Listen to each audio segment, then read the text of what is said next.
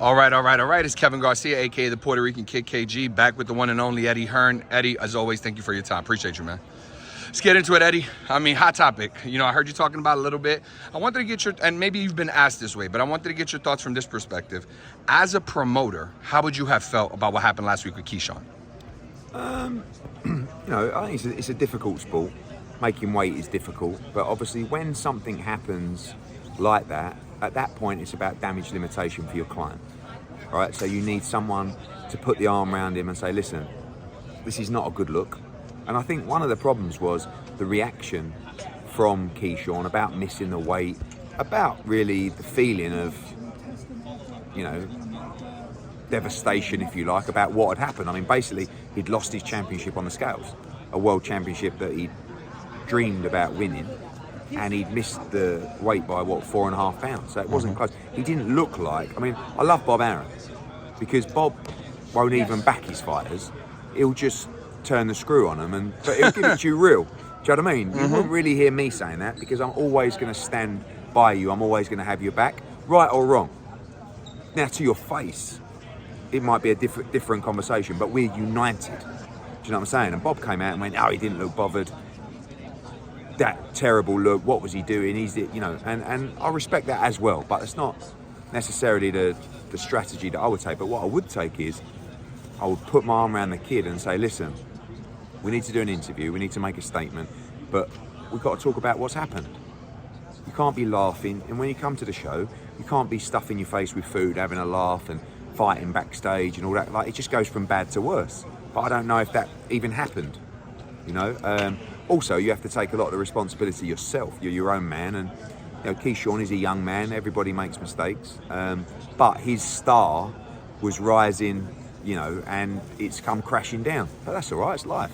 He's a good man. He's a great fighter. I'm sure he'll be back. But right now, everyone's going to be wanting to put the knife in, and it'll be a rough ride for him over the next few months. And it's whether he's strong enough emotionally and mentally to deal with that criticism that's inevitably going to come. Yeah, and I guess what I'm asking is, if he were signed to you, if you had a fighter who lost the belt on the scale, you know, unfortunately had return tickets because of it, and then had an incident like the one he had, is this something he can bounce back from with that promoter, or do you think it's over? Oh, I don't know. I mean, look, you can bounce back from anything. I mean, like that, people have bounced back from a lot worse than what happened to Keyshawn. But what I would be doing if he was my fighter is I would be grabbing him gently on the shoulder and saying, what the fuck are you doing? And I would be telling him at the show what, but I would have dealt with it before then. Do you know what I mean? Because I would have had those conversations with him, and we would have experienced that moment together and dealt with the incident together and moved forward together, you know. But it's not something, you know, if he's my fighter, it's not something where I'm criticising him publicly. I'm criticising him face to face. Do you know what I mean? But that's where you have a relationship with the fighter, where you can have those tough conversations, especially with a young fighter. Yeah. Because they need guidance, you know. Like, yeah. And by the way, sometimes you don't know what's happening with people personally, like whatever. Sometimes you can be spiraling out of control a little bit, and it takes something small to make you implode.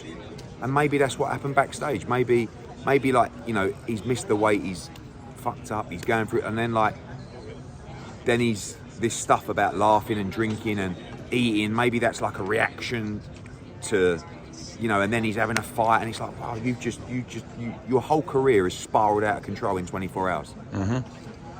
But, you know, he's had that before when he had the failed tests. He came back, you know. But I've got to say as well, like, these guys, these young guys, they get put into a life of camera lenses. Do you know what I mean? Where everyone's like, life changes for these people, and it's not easy. And I'm not making excuses for Keyshawn. I'm just telling you that it's not easy to start dealing with this newfound fame and stardom, and sometimes you can lose the plot a little bit and spiral out of control. And even when I saw Keyshawn at the Times Square event, it was a bit crazy. Do you know what I mean? Like jumping up and down and being very. And Keyshawn's got a very infectious, great personality, but sometimes you just got to just realise life has changed, and you've got to behave a certain way now. Do you know what I'm saying? Like, yeah, it's got to meet the moment. Great, but now life has changed, and you're not that. You have a responsibility now to behave in a certain way. But look, he's a young man. Everyone makes mistakes. Fair enough, fair enough. You know, obviously there was talk for a long time, you know, he's been beaten, by Andy Cruz, somebody who's going to fight in an eliminator this weekend on this card. And it was being positioned, right, at least in the boxing talk realms, as a fight that could be something that happens in the near future. With this weight miss, does it like put any sort of rush on that fight? Because we've seen in recent history, like Edgar waiting on Munguia, then Munguia takes the loss, that kind of gets cooked. Or Caleb not taking the Berlanga fight, and that fight loses a little steam. Is there any like need or in your mind to like try to make that fight happen sooner than later now? I think that, you know, my biggest disappointment when I heard that Keyshawn was moving up was that he's not going to get to fight Andy Cruz. You know, I mean, the thing is with Andy is no one's going to want to fight him. So what you have to do is you need to make sure people fight him.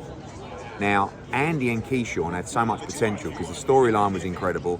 The fans want to see that fight, and I felt we had a chance there to make a fight. Thankfully, he's in a final eliminator this weekend, which will see him be mandatory to Murataya to fight for the IBF world title. So we're in a great spot.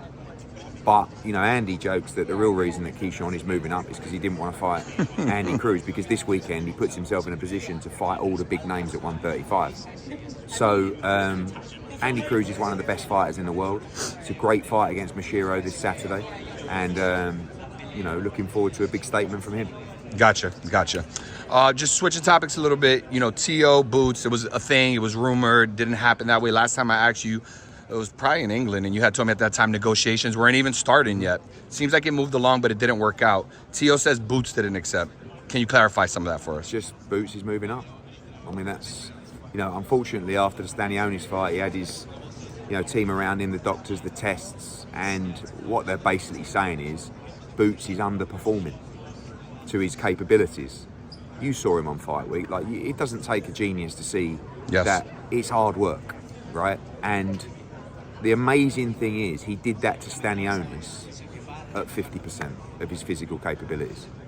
And what he's saying is, and his team are saying, sooner or later, I'm not saying you're going to get a Keyshawn moment, but you could either underperform in the ring, have a nightmare weight cut, and it's just going to catch up with you. So it wasn't necessary. I loved the T.O. fight, and so did Boots.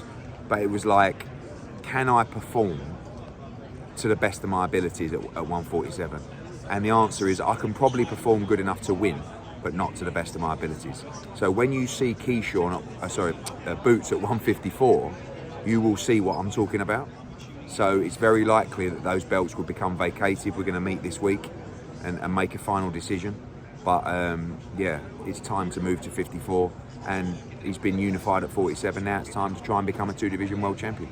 Gotcha. So moving forward, I mean, I don't know if, I mean, you would know better than me, obviously, if Boots is in a position to fight in the near future. There's been talk. Yeah, August. I mean, they said to us, would you fight Virgil Ortiz in August? And we said yes. And then they come back and said Virgil wasn't ready for August. I said, look, we're happy. That's a brilliant fight, one of the best in the sport. And Virgil's a great fighter. And we're talking to DAZN at the moment. I think Boots will fight around August time, early September. And then we'll make the Virgil Ortiz fight now. I mean, I think it's a brilliant fight at 54. We want to be involved in all the biggest fights. Obviously, he wants to win a world title. And there's a good chance that Virgil may end up getting that championship. So, yeah, all in for all the big fights, with a real physically 100% Boots Ennis, which is a frightening proposition given the performance he gave against Stanionis.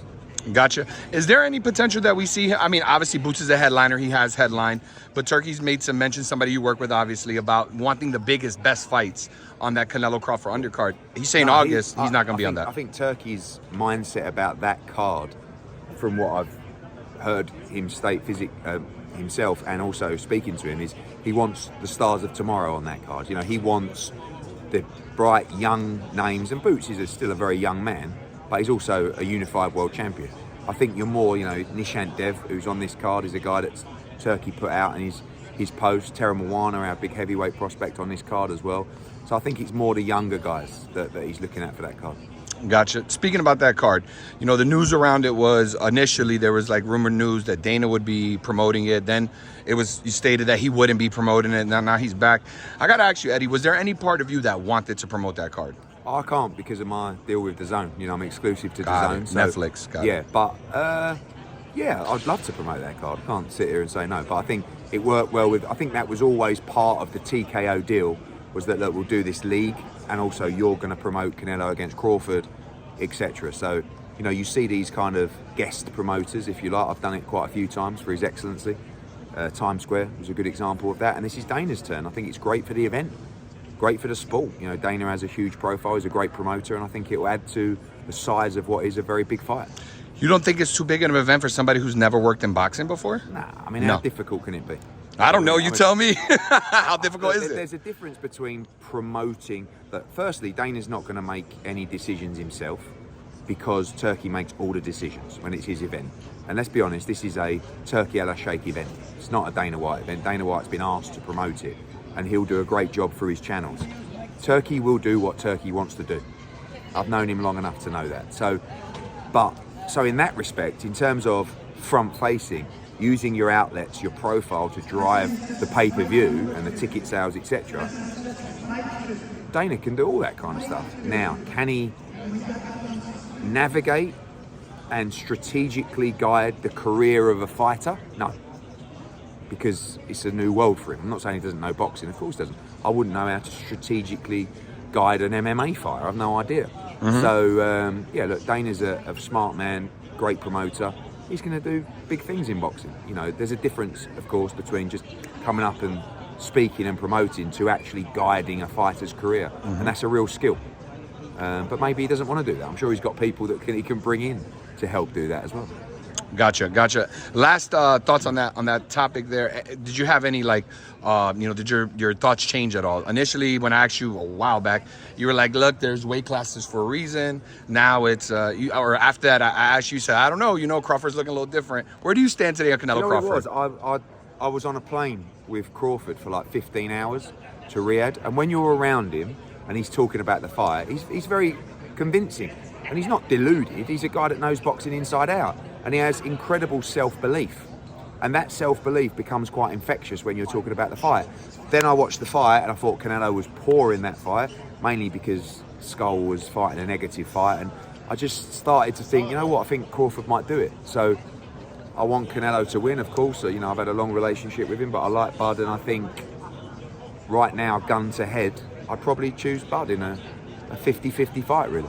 There you go. You heard it from Eddie himself. Last question, Pac-Man. Just your thoughts on his comeback. Do you think it's legitimate? Do you think he can win? Yeah, well, I mean, it's legitimate because it's happening, but it shouldn't be happening, in my opinion. I mean, certainly shouldn't be fighting for a world title, but it's Manny Pacquiao. He's given everything to the sport. He's a legend. So good luck to him. But, not one that I think I'll be tuned in for. Gotcha. Eddie, thank you for your time. Appreciate you.